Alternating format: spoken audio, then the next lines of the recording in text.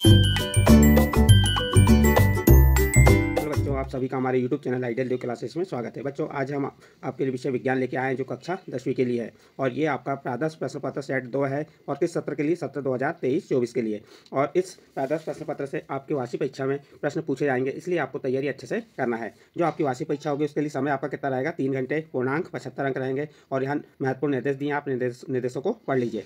सभी प्रश्न अनिवार्य हैं। नंबर 1, नंबर 2 प्रश्न क्रमांक 1 से 5 तक कुल 30 वस्तुनिष्ठ प्रश्न होंगे, प्रत्येक पर अंक 1 निर्धारित है। फिर क्रमांक 3 देखिए, प्रश्न क्रमांक 6 से 17 तक के प्रश्न अति लघुत्तरी प्रश्न है, प्रत्येक प्रश्न 2 अंक निर्धारित हैं। फिर प्रश्न क्रमांक 18 से 20 तक के प्रश्न लघुत्तरी प्रश्न है और प्रत्येक प्रश्न 3 अंक निर्धारित हैं। प्रश्न क्रमांक 21 से 23 तक के प्रश्न दीर्घोत्तरी प्रश्न है और प्रत्येक प्रश्न 4 अंक निर्धारित हैं। प्रश्न क्रमांक 6 से 23 तक के प्रश्नों में आवंटित विकल्प दिए गए हैं। आवश्यकता अनुसार स्वच्छ एवं नामांकित चित्र बनाइए। ये महत्वपूर्ण निर्देश थे, आपको निर्देश बता दिए हमने। अब चलिए देखते हैं महत्वपूर्ण प्रश्न। पहला प्रश्न है, सही विकल्प चुनकर लिखिए। इसका नंबर 1, अपघटक के रूप में कार्य करते हैं। प्रश्न नंबर 1 क्या कह रहा है? अपघटक के रूप में कार्य करते हैं। ए नंबर विषाणु, बी नंबर गेंद, सी नंबर चील और डी नंबर जीवाणु। तो इसका सही आंसर क्या होगा आपको ये बताना है। इसका सही आंसर देख लेते हैं। इसका सही आंसर क्या है? इसका सही आंसर आ जाएगा आपका सी नंबर चील। अपघटक के रूप में कार्य करते हैं तो कौन कार्य करता है? तो इसका आपको बता देना है यहाँ पे। तो इसका सही आंसर आ जाएगा आपका, देखते हैं इसका सही आंसर क्या है। इसका सही आंसर आपका डी नंबर का आ जाएगा, जीवाणु। तो इसका सही आंसर क्या होगा? डी नंबर जीवाणु। नेक्स्ट सेकंड नंबर क्वेश्चन देखते हैं। यांत्रिक ऊर्जा को विद्युत ऊर्जा में बदलने वाली युक्ति है। ए नंबर धारावाही कुंडली, बी नंबर धारावाही परिनालिका, सी नंबर विद्युत जनित्र और डी नंबर विद्युत मोटर। तो इसका सही आंसर आ जाएगा आपका सी नंबर विद्युत जनित। इसका सी नंबर का ऑप्शन सही है। थर्ड क्वेश्चन देखिए, लेंस की क्षमता का एसआई मात्रक है। तो इसका सही आंसर आ जाएगा, बताइए यहाँ से 4 ऑप्शन में से सही आंसर क्या होगा? A number metre, B number centimetre, C number dioptre और डी नंबर मिलीमीटर। तो इसका सही आंसर आ जाएगा सी नंबर डायऑप्टर। नेक्स्ट क्वेश्चन देखते हैं, क्वेश्चन नंबर 4। जब आपतित किरण विरल माध्यम से सघन माध्यम में प्रवेश करती है तो वह अविलंब से क्या होती है? ए नंबर दूर हट जाती है, बी नंबर पास आ जाती है, सी नंबर सीधे निकल जाती है और डी नंबर इनमें से कोई नहीं। तो इसका सही आंसर हो जाएगा आपका, क्या कह रहा है? चौथे नंबर का प्रश्न का आंसर क्या होगा? जब आपतित किरण विरल माध्यम से सघन माध्यम में प्रवेश करती है तो वह अविलंब से पास आ जाती है। तो इसका बी नंबर का ऑप्शन सही होगा। फिर नेक्स्ट है, निकट दृष्टि दोष का निवारण किया जाता है।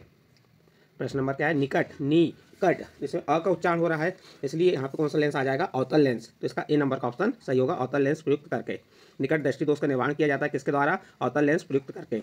नेक्स्ट है, वर्ण विक्षेपण होता है। ए नंबर दर्पण से, बी नंबर कांच के आयताकार गुटके से, सी नंबर प्रिज्म से और डी नंबर लेंस से। तो इसका सही आंसर आ जाएगा सी नंबर प्रिज्म से। तो इस प्रकार से आपके जो सही विकल्प है, कितने 6 सही विकल्प पता है। पहला क्या था? अवघटक के रूप में कार्य करते हैं, कौन करते हैं? जीवाणु। दूसरा, यांत्रिक ऊर्जा को विद्युत ऊर्जा में बदलने वाली युक्ति, विद्युत जनित। तीसरा, लेंस की क्षमता का एसआई मात्रक, डायऑप्टर। चौथा क्या कह रहा है? जब आपतित किरण विरल माध्यम से सघन माध्यम में प्रवेश करती है तो वह अविलंब से पास आ जाती है। तो बी नंबर का ऑप्शन सही हो जाएगा। फिर पांचवा, निकट दृष्टि दोष का निवारण किया जाता है अवतल लेंस प्रयुक्त करके। वर्ण विक्षेपण होता है किसमें? होता है प्रिज्म में। इस प्रकार आपके सही विकल्प कंप्लीट हुए। इसके बाद आपके रिक्त स्थानों की पूर्ति कीजिए कह रहा है। इसका पहला प्रश्न क्या है? श्वसन एक खालिस्तान अभिक्रिया है। क्या कह रहा है? श्वसन एक खालिस्तान अभिक्रिया है। तो आपका उत्तर हो जाएगा, पहले का उत्तर, श्वसन एक ऊष्माक्षेपी, क्या है? ऊष्माक्षेपी अभिक्रिया है। पहला खालिस्तान क्या पूछा था आपसे? ये पूछा था कि श्वसन एक खालिस्तान अभिक्रिया है। तो आप उत्तर में क्या बता देंगे? श्वसन एक ऊष्माक्षेपी अभिक्रिया है। फिर प्रश्न नंबर 2, लैंगिक प्रजनन से खालिस्तान का निर्माण होता है। तो आपका उत्तर में आ जाएगा, लैंगिक प्रजनन से युग्मनज का निर्माण होता है। तो दूसरे का आंसर क्या आ जाएगा आपका? युग्मनज। इसका निर्माण होता है, युग्मनज का निर्माण होता है। फिर अगला प्रश्न है, नर युग्मक एवं मादा युग्मक के संलयन को खालिस्तान कहते हैं। तो उत्तर हो जाएगा, नर युग्मक एवं मादा युग्मक के संलयन को निपेचन कहते हैं। क्या कहते हैं? निपेचन। तो इसका तीसरे का आंसर क्या हो जाएगा? निपेचन। इसके बाद नेक्स्ट प्रश्न है आपका, वे अभिक्रियाएं जिसमें अभिकारकों के बीच आयनों का आदान प्रदान होता है खालिस्तान कहलाती है। फिर से रिपीट करते रहे, वे अभिक्रियाएं जिनमें अभिकारकों के बीच आयनों का आदान प्रदान होता है खालिस्तान कहलाती है। तो क्या कहलाती हैं? द्विविस्थापन अभिक्रिया। क्या कहलाती है? चौथे का आंसर क्या हो जाएगा? द्विविस्थापन अभिक्रिया। द्विविस्थापन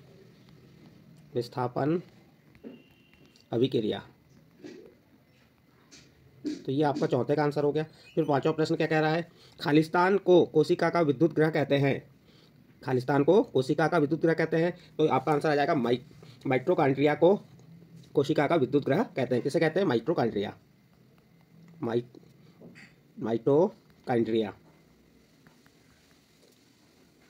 माइटोकॉन्ड्रिया को क्या कहा जाता है?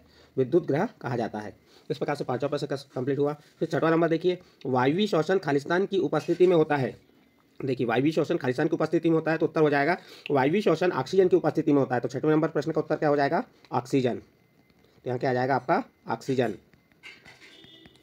वायवीय श्वसन ऑक्सीजन की उपस्थिति में होता है। इस प्रकार से ये रिक्त स्थान कंप्लीट होते हैं। फिर से एक बार रिपीट कर दे रहे हैं। श्वसन एक खालिस्तान अभिक्रिया है, तो श्वसन एक ऊष्माक्षेपी अभिक्रिया है। लैंगिक प्रजनन से युग्मजनज का निर्माण होता है। नर युग्मक एवं मादा युग्मक के संलयन को निषेचन कहते हैं। वे अभिक्रियाएं जिनमें अभिकारकों के बीच आयनों का आदान प्रदान होता है क्या कहलाती हैं? द्विविस्थापन अभिक्रिया कहलाती है। खालिस्तान को कोशिका का विद्युत ग्रह कहते हैं, तो माइटोकॉन्ड्रिया को कोशिका का विद्युत ग्रह कहते हैं। फिर अगला है वायवीय श्वसन खालिस्तान की उपस्थिति में होता है, तो वायवीय श्वसन ऑक्सीजन की उपस्थिति में होता है। इस प्रकार से आपका प्रश्न नंबर 2 रिक्त स्थानों की पूर्ति कीजिए कंप्लीट हुआ। इसके बाद सत्य असत्य आ गए। प्रश्न नंबर 3 क्या कह रहा है? निम्नलिखित में सत्य या असत्य बताइए। इसका पहला, घर के सभी उपकरण श्रेणी क्रम में लगे होते हैं। सत्य असत्य, तो ये कथन असत्य होता है। घर के सभी उपकरण श्रेणी क्रम में लगे होते हैं, यह कथन क्या हो जाएगा आपका? असत्य। तो पहला क्या हो गया? असत्य। उसके बाद है दूसरा, क्या कह रहा है? जिब्रेलिन के द्वारा पौधे की लंबाई में वृद्धि होती है, तो ये कथन कैसा है आपका? सत्य। दूसरा नंबर कथन क्या होगा आपका? सत्य होगा। कथन क्या सत्य है? जिब्रेलिन के द्वारा पौधे की लंबाई में वृद्धि होती है, सत्य। फिर तीसरा प्रश्न क्या कह रहा है? देखिए चलो, पतले तार की अपेक्षा मोटे तार का प्रतिरोध अधिक होता है। क्या कह रहा है? पतले तार की अपेक्षा मोटे तार का प्रतिरोध अधिक होता है। यह कथन कैसा है? सत्य असत्य? तो यह कथन आपका असत्य है। कैसा है ये? असत्य। फिर अगला चौथा नंबर देखते हैं। चौथा नंबर क्या कह रहा है? ताप बढ़ाने पर धात्विक चालकों का प्रतिरोध बढ़ जाता है। सत्य असत्य? तो ये कथन सत्य है। ताप बढ़ाने पर धात्विक चालकों का प्रतिरोध बढ़ जाता है। कथन कैसा है? सत्य है। तो इसमें आप सत्य बता देंगे। इसके बाद है अगला 5वां, अतिभारण एवं लघुपथन से बचने के लिए फ्यूज तार का प्रयोग किया जाता है। बिल्कुल सही है, कथन सत्य आ जाएगा। अतिभारण एवं लघुपथन से बचने के लिए फ्यूज तार का प्रयोग किया जाता है, तो ये कथन कैसा है? सत्य। 5वें नंबर का प्रश्न कथन कैसा आएगा? सत्य आएगा। इसके बाद 6वां नंबर का प्रश्न देखते हैं। क्या कह रहा है? उत्तल लेंस की क्षमता ऋणात्मक होती है। सत्य असत्य? उत्तल लेंस की क्षमता ऋणात्मक होती है। सत्य असत्य? तो एक कथन असत्य है। उत्तल लेंस की क्षमता ऋणात्मक नहीं होती। यहाँ पे कह रहा है उत्तल लेंस की क्षमता कैसी होती है? ऋणात्मक होती। तो कथन कैसा आ जाएगा? असत्य। तो इस प्रकार से आपको सत्य असत्य बताया। एक बार रिपीट कर दे रहे हैं फिर से। घर के सभी उपकरण श्रेणी क्रम में लगे होते हैं, असत्य। जिब्रेलिन के द्वारा पौधे की लंबाई में वृद्धि होती है, सत्य। पतले तार की अपेक्षा मोटे तार का प्रतिरोध अधिक होता है, असत्य। ताप बढ़ाने पर धात्विक चालकों का प्रतिरोध बढ़ जाता है, सत्य। अतिभारण और लघुपतन से बचने के लिए फ्यूज तार का प्रयोग किया जाता है, सत्य। उत्तल लेंस की क्षमता ऋणात्मक होती है, यह कथन असत्य है। इस प्रकार से आपका प्रश्न नंबर 3 कंप्लीट हुआ। नेक्स्ट अगला प्रश्न है, एक शब्द वाक्य में उत्तर दीजिए। देखिए पहला प्रश्न क्या है इसका? इसमें कह रहा है नेटल एक शाकी पादप है, इसके डंक में कौन सा अम्ल स्राव होता है? प्रश्न फिर से रिपीट कर रहे हैं। नेटल एक शाकी पादप है, इसके डंक में से कौन से अम्ल का स्राव होता है? तो इसका सही आंसर आ जाएगा, पहले का आंसर कौन सा स्राव? मेथेनोइक अम्ल। कौन सा? मेथेनोइक अम्ल। फिर दूसरा प्रश्न, शुद्ध जल का पीएच मान। तो बताइए बच्चों, शुद्ध जल का पीएच मान क्या होता है? शुद्ध जल का पीएच मान 7 होता है। शुद्ध जल का पीएच मान कितना होता है? 7। इसके बाद तीसरा प्रश्न कह रहा है किस धातु का दहन आसानी से होता है? किस धातु का दहन आसानी से होता है? तो आपका आंसर हो जाएगा मैग्नीशियम धातु का दहन आसानी से होता है। तो यहाँ पे क्या आ जाएगा आपका तीसरे में? मैग्नीशियम। फिर नेक्स्ट चौथा देखिए, चौथा प्रश्न क्या कह रहा है? 2 या 2 से अधिक धातुओं से संगामी मिश्रण को क्या कहते हैं? क्या है? 2 या 2 से अधिक धातुओं से संगामी मिश्रण को क्या कहते हैं? तो इसका आंसर आ जाएगा मिश्र धातु कहते हैं। क्या कहते हैं? मिश्र धातु। मिश्र धातु किसे कहते हैं? आप बता सकते हैं, 2 या 2 से अधिक धातुओं के संगामी मिश्रण को मिश्र धातु कहते हैं। फिर अगला प्रश्न है 5वां नंबर, कौन सी धातु आसानी से संक्षारित नहीं होती? प्रश्न क्या है? कौन सी धातु आसानी से संक्षारित नहीं होती? तो इसका सही आंसर आ जाएगा सोना। सोना धातु आसानी से संक्षारित नहीं होती है, तो यहाँ पे आपका सोना आ जाएगा। इसके बाद नेक्स्ट प्रश्न है आपका प्रश्न नंबर 6, लेंस का सूत्र लिखिए। देखिए बच्चों, दर्पण सूत्र और लेंस सूत्र दोनों में से एक कंफर्म है कि आपकी वार्षिक परीक्षा में पूछेगा। यहाँ पे पूछा है लेंस का सूत्र, तो लेंस का सूत्र क्या हो जाएगा? 1/f बराबर 1/u ऋण 1/u। ये क्या हो गया आपका? लेंस का सूत्र हो गया। इसी प्रकार दर्पण सूत्र भी याद कर लीजिएगा। इस प्रकार आपका प्रश्न नंबर 4 को पुनः रिपीट कर देते हैं। नेटल एक शाकी पादप है, इसके डंक से कौन से अम्ल का स्राव होता है? तो आपका आंसर आ जाएगा मेथेनोइक अम्ल। फिर दूसरा है शुद्ध जल का पीएच मान 7, किस धातु का दहन आसानी से होता है? मैग्नीशियम। 2 या 2 से अधिक धातुओं से संगामी मिश्रण को क्या कहते हैं? मिश्र धातु। कौन सी धातु आसानी से संक्षारित नहीं होती? तो सोना। लेंस का सूत्र लिखिए, तो लेंस का सूत्र क्या होगा? 1/f बराबर 1/v ऋण 1/u। इस प्रकार से आपका प्रश्न नंबर 4 कंप्लीट होता है। इसके बाद नेक्स्ट प्रश्न है आपका प्रश्न नंबर 5, सही जोड़ी बनाइए। अब सही जोड़ी का मिलान करना है हमको अंडाशय। अंडाशय का संबंध किससे होगा? इसका संबंध एस्ट्रोजन से होगा। अंडाशय का संबंध किससे होगा? D number oestrogen. वृषण का संबंध एफ नंबर, वृषण का संबंध किससे हो जाएगा? एफ नंबर से। और इसके बाद पादपों का लैंगिक भाग, पादपों का लैंगिक भाग ई नंबर, ये पुष्प से आएगा। उसके बाद नर, नर क्या है? चौथा नंबर, नर का सी नंबर का आ जाएगा शुक्राणु, सी नंबर। और पांचवा DNA, इसका बी नंबर आ जाएगा वाटसन एवं किक, इसका डी नंबर का ऑप्शन होगा। और वाय गुणसूत्र नर में लिंग निर्धारण के लिए किया जाता है, किसका? वाय गुणसूत्र का प्रयोग। तो इस प्रकार से पुनः एक बार बता देते हैं, पहले का अंडाशय का पहले का आंसर क्या हो जाएगा आपका? पहले का आंसर हो जाएगा डी नंबर, दूसरे का आंसर एफ नंबर होगा, तीसरे का आंसर क्या होगा आपका? ई नंबर, चौथे का आंसर सी नंबर, चौथे का आंसर क्या हो जाएगा आपका? C number. पांचवे का बी नंबर और छठवें का ए नंबर। तो इस प्रकार से आपकी सही जोड़ी कंप्लीट होती है। इसके बाद ये आपके प्रश्न क्रमांक 5 तक कंप्लीट हुआ। इसके बाद आपका प्रश्न क्रमांक 6 से अति लघु उत्तरीय प्रश्न चालू हो जाएंगे। अति लघु उत्तरीय प्रश्न आपके 2-2 अंक के होंगे। जैसे पहला अति लघु उत्तरीय प्रश्न क्या कह रहा है? प्रश्न नंबर 6, वायु में जलाने से पहले मैग्नीशियम रिबन को साफ क्यों किया जाता है? प्रश्न नंबर 6 है आपका। और इसमें पूछा है आपको, क्या पूछा है? वायु में जलाने से पहले, ये प्रश्न है आपका, वायु में जलाने से पहले मैग्नीशियम रिबन को साफ क्यों किया जाता है? तो आप उत्तर बता सकते हैं। मैग्नीशियम रिबन के ऊपर एक धुंधली मैग्नीशियम ऑक्साइड आरक्षक परत जम जाती है, उसे हटाने के लिए वायु में जलाने से पूर्व मैग्नीशियम रिबन को साफ किया जाता है, क्योंकि वह आरक्षी पर मैग्नीशियम को ऑक्सीजन से क्रिया करने में से रोकती है। इस प्रकार से आप ये कौन सा आपका प्रश्न नंबर 6 का उत्तर बता सकते हैं। उसी के अध्यय में एक और प्रश्न दिया हुआ है। उसी के अध्यय में क्या दिया है?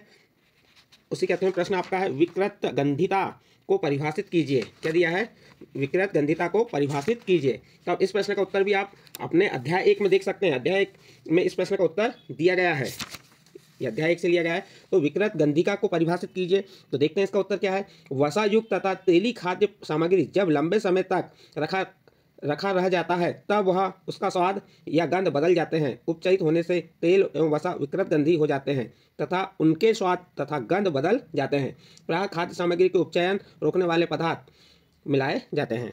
इसके बाद आपको दिया टाइटैनिक रणनीतिक धातु क्यों कहा गया है? टाइटैनिक को रणनीतिक धातु क्यों कहा गया है? और उसी के अध्ययन में एक दिया है, उसके अध्ययन में क्या दिया? सोडियम को केरोसिन में डुबाकर क्यों रखा जाता है आपका। तो दोनों प्रश्न में से पहला प्रश्न आपका क्या है? टाइटैनिक को रणनीतिक धातु क्यों कहा जाता है? तो इसका उत्तर देख लेते हैं। चलिए, टाइटैनिक बहुत कड़ी धातु होती है।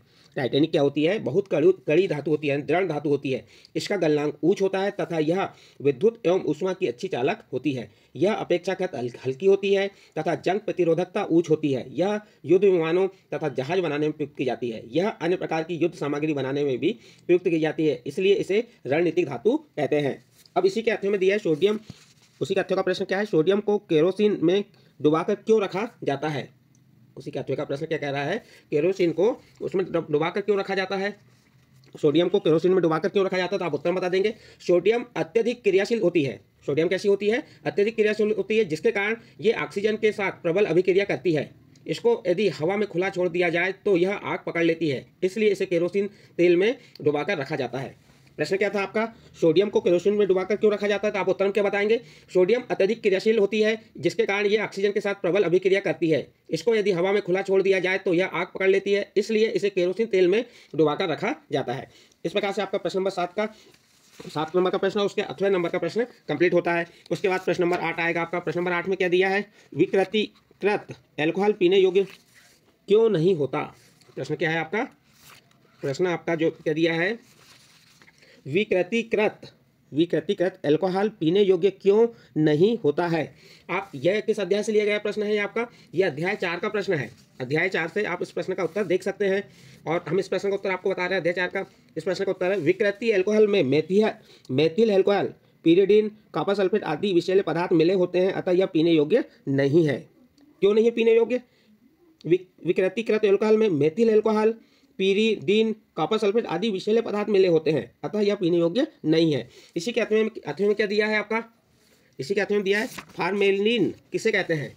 उसी के अध्ययन में पूछा है फार्मेलिन किसे कहते हैं। तो आप बता सकते हैं इसका आंसर। फार्मेल्डिहाइड का जेली विलयन फार्मेलिन कहलाता है। इस प्रकार से आपका प्रश्न नंबर 8 कंप्लीट होता है। इसके बाद नेक्स्ट प्रश्न आता है आपका प्रश्न नंबर 9। प्रश्न नंबर 9 में क्या है? पाचक एंजाइमों का कार्य। पाचक एंजाइमों का कार्य पाचक एंजाइमों का क्या कार्य है। प्रश्न क्या है आपका, पाचक एंजाइमों का क्या कार्य है। तो आप इसका उत्तर बता सकते हैं। इसका उत्तर क्या है, जो पाचक एंजाइम पाचन में मदद करते हैं, जो पाचक एंजाइम होते हैं वो क्या होता है, पाचन में मदद करते हैं। ये प्रोटीन को अमीनो अम्ल, कार्बोहाइड्रेट को ग्लूकोज तथा वसा को वसी अम्ल में तोड़ देते हैं। इस प्रकार आप बता सकते हैं पाचक एंजाइमों का क्या कार्य है। देखिए इसके बाद अगला प्रश्न है, हमारे शरीर में हीमोग्लोबिन की कमी के क्या परिणाम हो सकते हैं। हमारे शरीर में जो हीमोग्लोबिन है उसके कमी के क्या परिणाम हो सकते हैं। तो आप उत्तर बताएंगे, श्वसन के फलस्वरूप प्राप्त ऑक्सीजन का परिवहन करने तथा ऊतकों तक पहुंचाने का कार्य कौन करता है, हीमोग्लोबिन करता है। इसकी कमी से श्वसन क्रिया प्रभावित होगी। यदि हमारे शरीर में हीमोग्लोबिन की कमी है तो उससे हमें श्वसन क्रिया प्रभावित होगी, शरीर की ऊर्जा कम मिलेगी, शरीर को ऊर्जा कम मिलेगी क्योंकि ऑक्सीजन की पर्याप्त मात्रा नहीं होगी। इस प्रकार आप बता सकते हैं इस प्रश्न का उत्तर।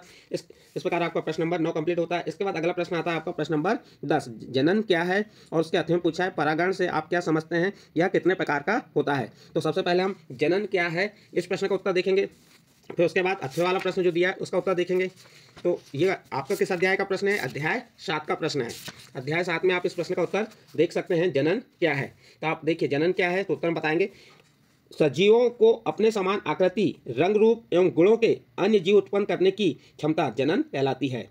फिर से रिपीट कर दे रहे हैं, जनन क्या है तो आप बता देंगे, सजीवों की अपने समान आकृति, रंग रूप एवं गुणों के नए जीव उत्पन्न करने की क्षमता जनन कहलाती है। और उसी के अर्थ में पूछा है, परागण से आप क्या समझते हैं, यह कितने प्रकार का होता है। तो उत्तर देखते हैं इसका।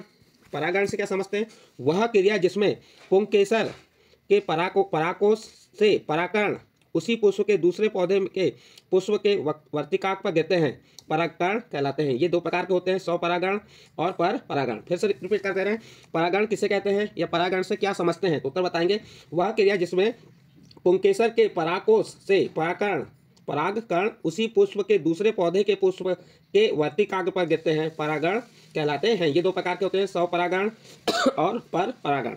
इस प्रकार से आपका ये प्रश्न नंबर 10 का उत्तर कंप्लीट होता है। इसके बाद आपका नेक्स्ट प्रश्न आएगा प्रश्न नंबर 11, आनुवांशिकता को परिभाषित कीजिए। और उसके अर्थ में पूछा है, क्या पूछा है, मेंडल के प्रयोगों में से कैसे पता चला कि विभिन्न लक्षण स्वतंत्र रूप से वंशानुगत होते हैं। तो ये किस अध्याय का प्रश्न है, आप ये अध्याय 8 में आ जाएगा, आनुवांशिकता वाले में। प्रश्न क्या है, आनुवांशिकता को परिभाषित कीजिए। तो देखिए इसका उत्तर, जीवधारियों में पीढ़ी दर पीढ़ी विभिन्न लक्षणों का संचरण आनुवांशिक कहलाता है। ये लक्षण आनुवांशिक लक्षण कहलाते हैं। उसी में पूछा है अगला प्रश्न आपका क्या है, मेंडल के प्रयोगों से कैसे पता चला कि विभिन्न लक्षण स्वतंत्र रूप से वंशानुगत होते हैं। ये भी आपका किस अध्याय का, अध्याय 8 का प्रश्न है। और इसका उत्तर क्या हो जाएगा, मेंडल के प्रयोगों से कैसे पता चला। तो उत्तर देखिए, मेंडल के संकरण के प्रयोग में F2 पीढ़ी के अंतर्गत उत्पन्न 4 प्रकार की संतानों में से 2 संतानों में जनकों के समान तथा 2 संतानों में जनकों के असमान होती है। इससे सिद्ध होता है कि विभिन्न लक्षण स्वतंत्र रूप से वंशानुगत होते हैं। इस प्रकार से आप प्रश्न नंबर 11 का उत्तर दे सकते हैं। इसी प्रकार आपका प्रश्न नंबर 12 है, प्रकाश का अपवर्तन क्या है। उसके अर्थ में पूछा, वाहनों में पीछे देखने के लिए किस दर्पण का उपयोग करते हैं। तो इस प्रश्न का उत्तर आप कहाँ देख सकते हैं, अध्याय 9 में, प्रकाश का अपवर्तन क्या है और वाहनों के पीछे देखने के लिए किस दर्पण का उपयोग करते हैं। तो ये प्रश्न आपका अध्याय 9 का है। आप अपनी गाइड, कॉपी या पुस्तक से इस प्रश्न का उत्तर तैयार कर सकते हैं। इसके बाद प्रश्न नंबर 13, लेंस की क्षमता क्या है और उसके अर्थ में दिया, अपसारी लेंस किसे कहते हैं। तो इसको भी आप अध्याय 9 से इस प्रश्न का उत्तर देख के लिख सकते हैं। इसके बाद अगला प्रश्न है प्रश्न नंबर 14, ओम का नियम लिखिए। ओम का नियम लिखिए और अर्थ में दिया, विद्युत धारा ऊष्मीय प्रभाव से क्या समझते हैं। तो ये दोनों प्रश्नों के उत्तर आप अध्याय 11 में देख के लिख सकते हैं, समझ सकते हैं, याद कर सकते हैं। इसके बाद आपका नेक्स्ट प्रश्न है प्रश्न नंबर 15। प्रश्न नंबर 15 है, विद्युत मोटर में प्रभावित करने पर उसकी कुंडली क्यों घूमने लगती है। और उसी के अर्थ में प्रश्न पूछा है, घरेलू विद्युत परिपथ में घर की सभी उपकरण समानांतर क्रम में क्यों जोड़े जाते हैं। तो अब इस प्रश्न का उत्तर आपको कहाँ से देखना है, इस प्रश्न का उत्तर अध्याय 12 में देख सकते हैं। अध्याय 12 में दिया गया है इस प्रश्न का उत्तर। दोनों प्रश्नों का उत्तर आप अध्याय 12 से देख के याद कर सकते हैं। फिर इसी प्रकार चुंबकीय क्षेत्र किसे कहते हैं, प्रश्न नंबर 16, और उसके अर्थ में दिया है, विद्युत फ्यूज क्या है, इसका क्या उपयोग है। तो इस प्रश्न का उत्तर अध्याय 12 में देख के आप याद कर सकते हैं। उसके बाद प्रश्न नंबर 17, पर्यावरण क्या है, उसके अर्थ में दिया, सर्वहारी प्राणी किसे कहते हैं। तो इस प्रश्न का उत्तर अध्याय 13 से आप देख के याद कर सकते हैं। इसके बाद है प्रश्न नंबर 18, ऊष्माक्षेपी एवं ऊष्माशोषी अभिक्रिया को उदाहरण सहित परिभाषित कीजिए। और उसके अर्थ में दिया, अवक्षेपण अभिक्रिया से आप क्या समझते हैं, उदाहरण देकर समझाइए। तो इस प्रश्नों के इन दोनों प्रश्नों के उत्तर आप किस अध्याय से देखेंगे, अध्याय 1 से। अध्याय 1 में इन प्रश्नों के उत्तर आपको मिल जाएंगे, आप उससे याद कर सकते हैं। ऊष्माक्षेपी और ऊष्माशोषी अभिक्रिया क्या है। इसी प्रकार प्रश्न नंबर 19, 20 ये 3-3 अंक वाले प्रश्न हैं, लघुत्तरीय प्रश्न हैं। उसके बाद 21 से 23 तक आपके दीर्घोत्तरीय प्रश्न रहेंगे। ये कैसे प्रश्न हैं? आपके 4 अंक वाले प्रश्न हैं। जैसे आपके 4-4 अंक वाले 3 प्रश्न रहेंगे, और 3 अंक वाले कितने प्रश्न रहेंगे? ये भी 3 प्रश्न रहेंगे। तो इस प्रकार बच्चों आपको जो प्रादर्श प्रश्न पत्र सेट 2 हम बताए हैं, ये आपकी वार्षिक परीक्षा के दृष्टिकोण से इसके प्रश्न बहुत ही महत्वपूर्ण हैं। आप तैयारी इनसे कर लीजिए। इसी प्रकार आने वाले इस वीडियो में हम सेट 3, सेट 4 और इसके बाद प्रत्येक अध्याय के महत्वपूर्ण प्रश्नों के उत्तर आपको बताएंगे। यदि आपको हमारे द्वारा जो ये वीडियो बताया गया या अच्छा लगा हो, तो आप हमारे चैनल आइडियल देव क्लासेस को सब्सक्राइब कीजिए, लाइक कीजिए एवं अन्य ग्रुप में शेयर जरूर कीजिए।